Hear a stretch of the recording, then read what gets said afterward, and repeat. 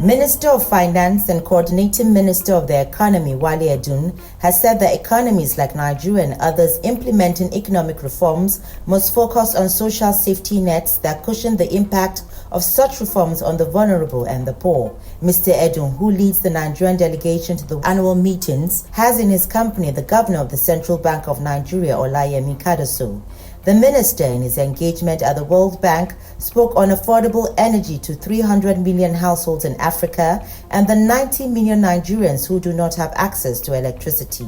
I've not quite got it right. So I think our compact will be pushing us in the direction of market-based solutions in terms of pricing, in terms of investment, in terms of entry and exit into the electricity market. In assuring investors, Edun said NNPCL would soon start clearing debt-owed marketers. NNPCL last month admitted to owing $6 billion to suppliers of petrol. The World Bank Group has announced a strategic pivot in its approach to agribusiness with a goal to create a comprehensive ecosystem for the industry. The shift will combine a new way of working with a new level of investment, doubling its agri-finance and agribusiness commitments to $9 billion annually by 2030.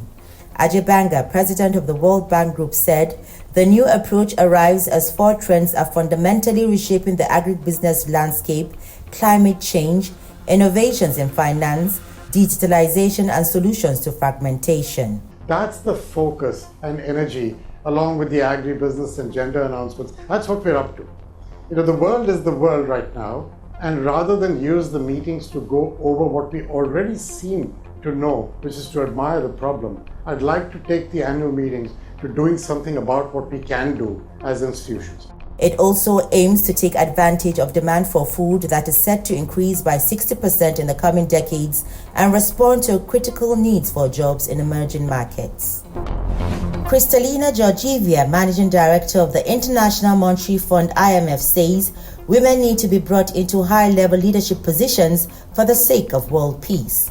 In her opening remarks at the ongoing IMF and World Bank annual meetings, Georgieva said although progress has been achieved in terms of gender parity in leadership, there are still too many men in power compared to women. We are at a point in our history when we see some pushback on equality, on the role of women in our societies, and this tremendous progress we have achieved cannot possibly be given away.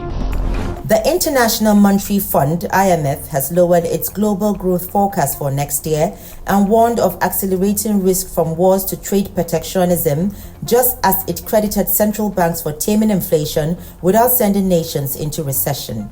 In its World Economic Outlook at the annual meetings, the fund left the projection for this year unchanged at 3.2%, but cut Nigeria's forecast to 2.9%. Where inflation is very high, you would recommend tight monetary policy, and in some cases, when possible, help by consolidation on the fiscal side. IMF said growth projections for the Middle East and Sub-Saharan Africa worsened with climate, conflict, and civil unrest impacting their economies, with many developing countries facing challenges with paying their debts. This is certainly a region that's been adversely impacted by weather shocks and in some cases conflict, so the growth remains subdued and somewhat uneven.